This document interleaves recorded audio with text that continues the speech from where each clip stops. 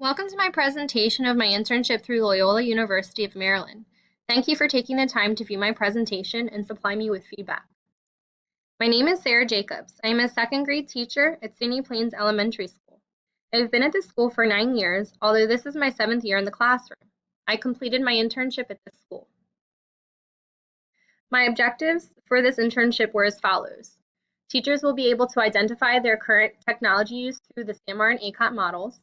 Teachers will utilize the Technology Committee throughout the school year as a means of support to help their personal and professional growth.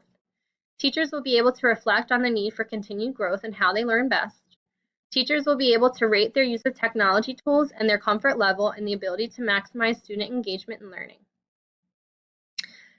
So starting out, I created an initial timeline for my internship.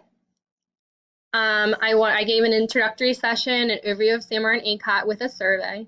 I set up the tech committee and I wanted to meet monthly. I wanted to start Tech Tip Tuesday sessions to take place bi-weekly and then give my end of internship screencast and survey on November 16th to wrap it all up. However, as we all know, life happens, and as the year began, my timeline was a bit modified. So on the right of the screen, you can see my actual timeline. I did start out with giving some PDs, and I did sign up to become the technology liaison alternate, so I had some duties with helping to set up the Newport replicators and Promethean boards, as well as attending meetings and relaying information to staff. My introductory screencast actually didn't take place until September 2nd, and staff had until the 14th to get back to me that introductory survey. My first tech committee meeting was held on September 17th, and what we did was brainstorm ideas for PD sessions, as well as create together a tech tool cheat sheet for the share drive, which I'll discuss a little bit later. And then you can see my PD sessions began. So including my initial screencast, I did 4 PD sessions over the course of this internship, as well as a PD opportunity on learning A to Z, which is still ongoing and won't conclude until December. So my introductory screencast was paired with an introductory survey that was sent out in early September with 55 eligible staff members, including teachers, support staff, and administration. An incentive for those who participated in the survey. However, out of those 55 staff members, I only got 10 total responses. So here are some survey results. So I asked staff to rate themselves on the SAMR and ACOT models. So we had 4 out of 10 in the substitution, 2 out of 10 in augmentation, and 4 out of 10 said they felt that they were in modification stage. And then as it relates to the ACOT model, 5 out of 10 said they felt they were in the entry stage, 1 in the adaptation stage, 3 in the appropriation stage, and 1 in the invention stage. And then I also asked them to tell me why they felt they were on these stages. And then I asked if they wanted to join the technology committee, which 3 people said they would choose to do that, and those were the stat teacher, the librarian, and the tech liaison. And then I asked staff which days of the week would work best for them. So 8 out of 10 of those voted for Monday or Tuesday. And finally, I asked staff to rate the presentation that they were giving, and 6 out of 10 rated the presentation with 5 stars. As part of my internship with Loyola, I linked my internship with 6 key concepts. The first key concept I chose to highlight was key concept 6.2. Candidates will be able to apply the results of research about educational technology to practice and correctly cite sources in APA style. In order to complete my proposal for my internship, I applied research of both the ACOT and SAMR models of technology. I also applied research from Ely's 8 conditions of change, as well as Surrey's diffusion theory. I cited my research sources throughout my proposal using APA format. I also used APA format to cite my sources in my initial screencast. The next key concept I chose to highlight was key concept 9.1, Candidates will be able to model and build a positive school culture that supports the safe, healthy, and ethical use of technology. My internship led me to becoming a technology leader at my school. Through this role, I helped to model and build a positive school culture. Each day at my school, I promote a safe, healthy, and ethical use of technology. My leadership role enabled me to show my colleagues how to promote a safe, healthy, ethical use of technology in their own classrooms as well. One artifact I created was a tech tool cheat sheet that is on our school shared drive.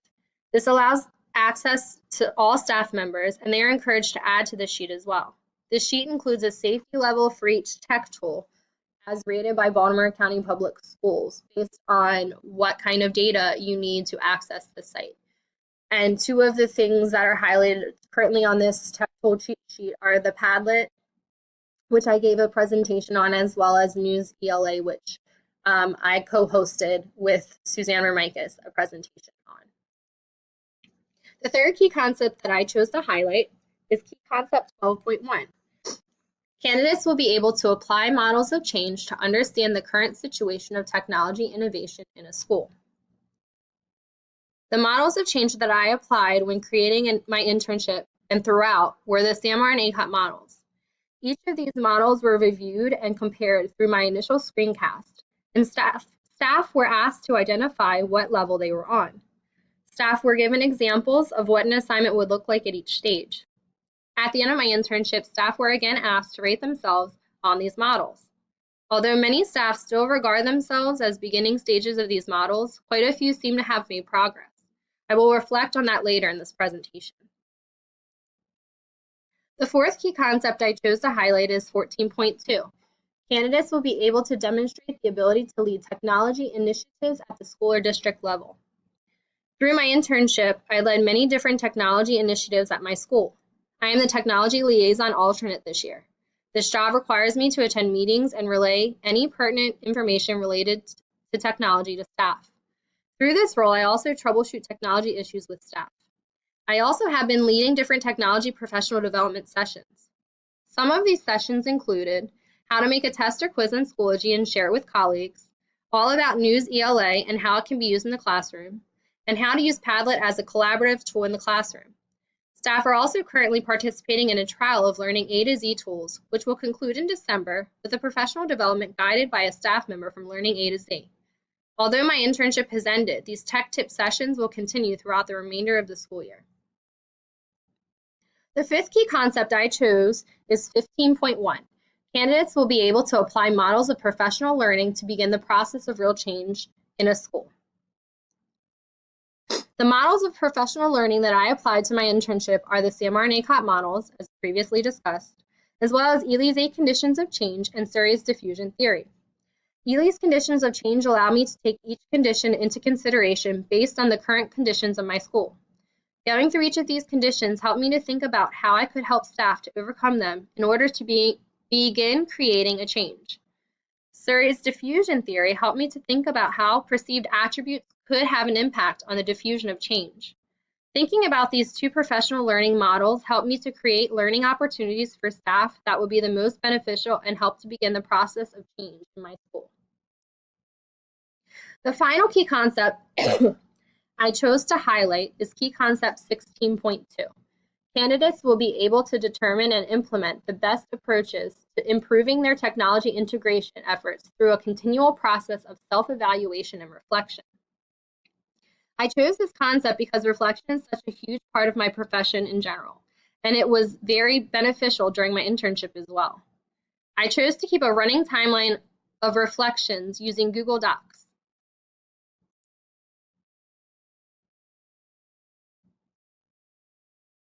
Within my reflections, I discussed things that worked, things that didn't work, what I learned, what I would change, and where I am going in the future. I also embedded different emails that I had with staff and administration through my internship. Being able to reflect helped me to shape my internship and helped me to see where I needed to continue to grow in this leadership role. I also allowed staff the opportunity to reflect after each session through surveys using SurveyMonkey. These reflections helped me as well because it was an opportunity to see what others were thinking and helped to give me ideas for future sessions. Prior to the conclusion of my internship, I sent out a closing survey. The survey asked similar questions to my introduction survey, but also asked staff what professional developments they attended or why they couldn't attend any. This question is important because I struggled so much with attendance at my sessions. I also asked if the PDs were beneficial to staff in making them more comfortable with technology use, as well as what other technology help they felt they needed. So the results of my survey were that 5 of 15 still felt they were at the substitution stage, 3 of 15 augmentation, 5 were at modification, and now 2 at redefinition. As far as the ACOT model, we still have a 1 on the entry stage, 4 in the adoption stage, 6 now on adaptation, 4 in appropriation, but none on invention yet. More staff did take this survey, as I found it was beneficial to reach out individually to staff and ask them to take the survey as opposed to just sending it out full in one email and having them take it. More staff felt more willing to help me out if I reached out to them on an individual basis. 12 out of 15 staff members said the professional developments helped them feel more comfortable. And most staff members said they needed more help with technology, but they can't stay after school. So I had to reflect on how I could manage that as well. So changes to my internship. It did change slightly over the course of the semester, although I still kind of did what I set out to do. So initially, I wanted the tech tips to be bi-weekly and the tech committee meetings to be monthly. Although because of scheduling conflicts with faculty meetings and PLC meetings, many of these meetings had to be shuffled around or rescheduled, and some of them ended up being a screencast as opposed to a face-to-face session. Only 3 sessions and 2 tech meetings actually happened, and then a screencast as well. And then an opportunity which I didn't initially have came up with Learning A to Z, which is awesome. And so that opportunity, even though that professional development was supposed to take place in November, had to be rescheduled to December due to a faculty meeting reschedule. I did end up doing a lot of co-host sessions with other staff members and created some screencasts for some professional development sessions.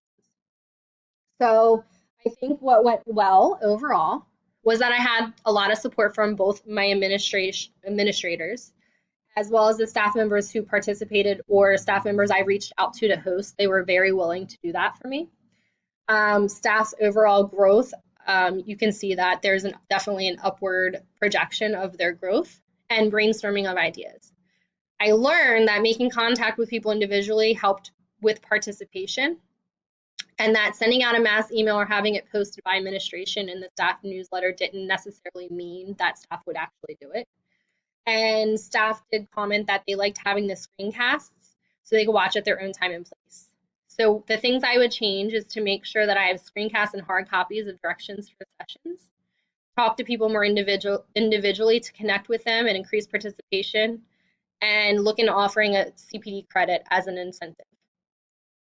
And finally, my next steps. I'm going to continue to act as tech liaison alternate throughout the rest of the school year.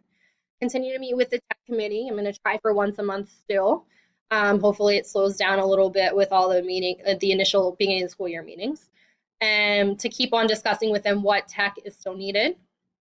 Continue to implement technology PDs and reflect on them to improve them each time. And make sure to personally talk with staff members about what technology support they need and offer individual help.